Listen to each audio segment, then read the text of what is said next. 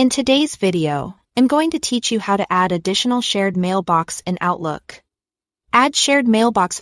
Adding a shared mailbox to the Outlook desktop app is a great way to manage team messages, access shared folders, and stay organized without switching accounts. Before we begin, make sure you are using the Outlook desktop version and that you've been granted access to the shared mailbox by your organization's administrator, as permissions are required for it to appear. Start by opening the Outlook desktop app. In the top left corner, click the File tab to open the Account Management view. From here, choose Account Settings and then select Account Settings again from the drop-down. This brings up a window with several tabs. Stay on the Email tab and confirm that your primary mailbox, the one you normally use to sign in, is highlighted.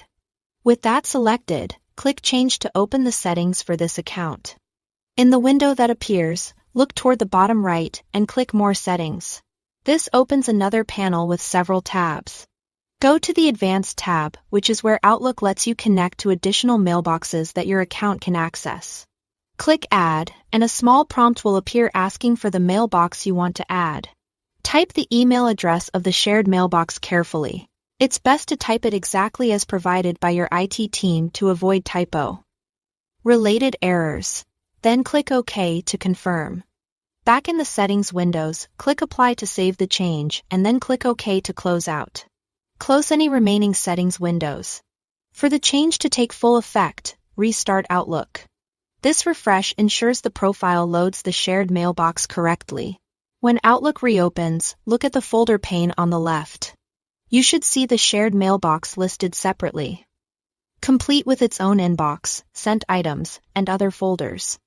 You can expand it and start viewing messages right away. If you don't see it, double-check that the address was entered correctly and that you have the right permissions.